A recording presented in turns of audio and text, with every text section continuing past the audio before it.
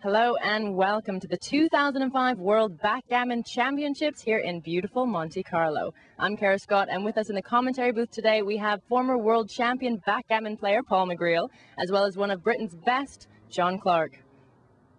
In today's quarterfinal, we have German Sven Rumke versus the American Dennis Carlston. Let's take a look at their differing styles.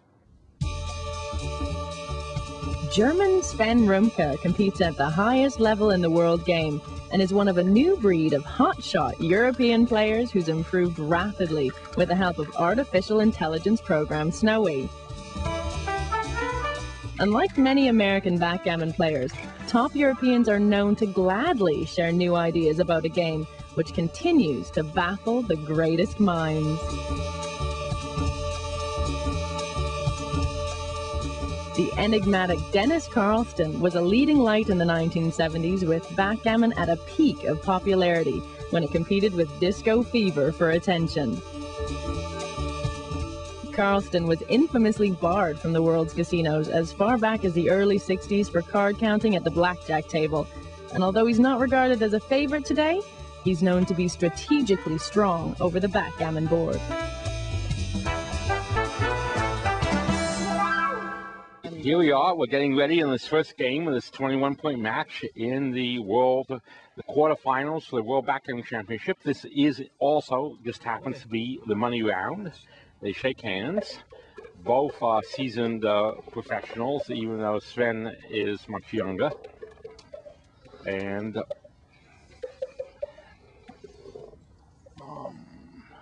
will they roll 3 doubles in a row? 215 to 1.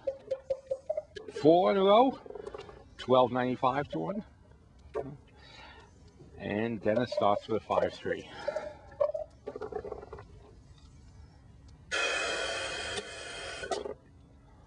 Double fives. And you can't see it. 6 something. And 6. When it lands on the black in the middle, you can't see it. 6-3 now. In a 6-3, yeah.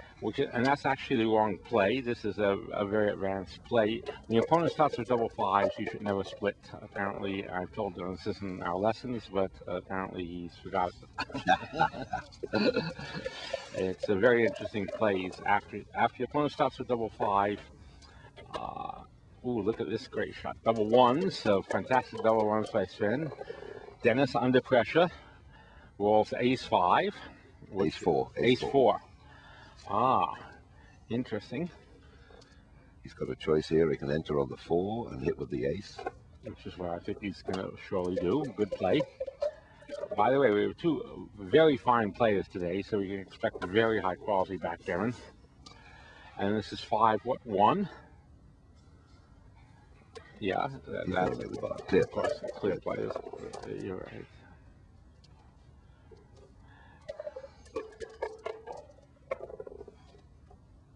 He stayed out.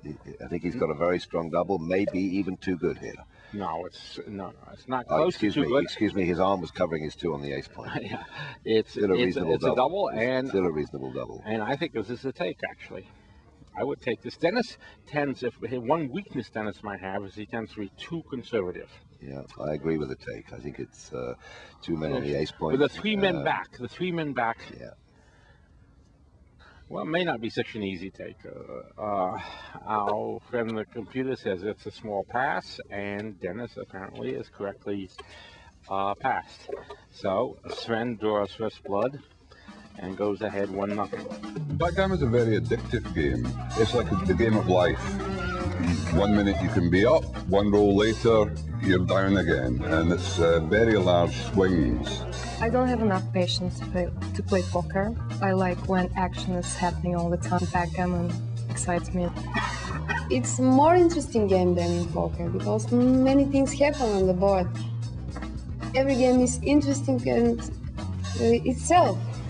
And in poker, there are only normal hands. The psychological element in backgammon is very important. It's all tactics. But there's lots of elements. It's a factor and the combination of many factors. It's all put in place just to distract people. Able to command the situation over the board. There are certain groups of people that will be they will have their friends and supporters crowded round them, which is very, very intimidating for the opponent. And women will do the same thing. We might start filing our nails, or start talking to the person sitting next to us, or wave across the room at somebody, or lean forward provocatively. At the end of the day, it is distraction tactics. The early rounds are played out against intense pressure, and the world's best players know that their calculations have to be precise in order to avoid catastrophe against a weaker opponent. New York street player Falafel squeezed through to round 3 after 8 hours of play. Sometimes it's a game of like what I call like a cat and mouse game. I know I'm going to trap, my opponent, but I just have to wait and get him into a situation where I'm most comfortable in. And when that happens, usually this is when I win. With so many hopefuls here from all over the globe, it's inevitable that some of the big guns of backgammon are going to be going up against relatively unknown entities. For example, the best of British Dodd Davis is going up against fellow Brit Andy Plater. He's the True Money Games online qualifier, and he came into the tournament with a very low error rate of 4.34. But no matter how easy or how difficult you think your draw is, anything can still happen because this is backgammon. If I play a weaker player in a tournament, I adapt my game quite a lot, sometimes probably too much. You can't give them as many chances to get lucky, basically. You should just be able to beat them, but backgammon isn't like that. It's got dice involved, so you can only minimise their chances. So what I try to do against a weaker player in the tournament is make the game as complicated as possible. Whether it's the right play or not, I figure if I make the game complicated, they'll make bigger mistakes than I will. But British hopes seemed to be crushed when leading lights Dodd Davis and John Slattery fell at the first hurdle. Coming in hit, it could be right, making it hard for him to cover once you use force. It was left to unsung hero Mike Hurd, who carved his way through to the last 16 to face chessmaster Shimon Kagan. In and out. Now, out is better, but okay. Now, this is an interesting thing. Normally, this would not be a double. But at the score, I think it comes a good double at the score. And now Kagan should really think, I think this is a take, despite the score.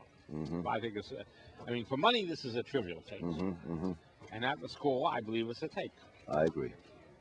But we'll see. I agree. But, at least they're taking his time, and I think Hurd gave a good double. What he does know is he can pass this to an even match score. He can pass this and be even, or he can take it. He doesn't have to get gammon with these spinning on the 3-point, and he has an excellent chance to win the game and win the match. So the right decision is to take it. I don't know, the hand and he takes it.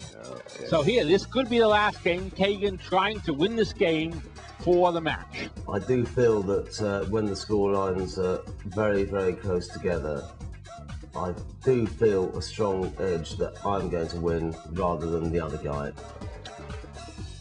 And now he's going to get punished for not coming out, but anyway.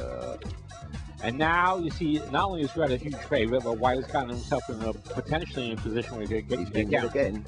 Oh no, he's going for the prime. He could have hit another man. Great play, I think.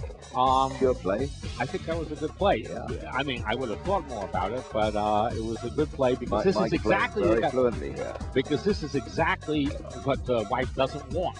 And he did this to himself. He started out making the 2-point, making the points in the wrong order, blitzing where he couldn't get credit for the gammon. 6-point. And now it's almost impossible for him to win the game, and he's going to have to fight like a dog to save the gammon here. And it's very likely that his misunderstanding of this position is going to cost him the whole match, because if he gets gammoned, he really only has himself to blame. When he took the double, I approved of taking, because if he played it right, there wasn't not much of a chance of being gammoned, good chance to win. Instead, he decided, against everything the score dictated, to go for a ridiculous blitz without enough material, making the points in the wrong order. And his position is deteriorating. Well, he has 2 dead checkers already. He's hit another checker. He's hit another checker if he wants it.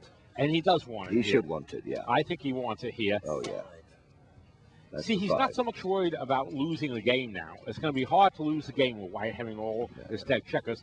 He definitely wants it. I promise you he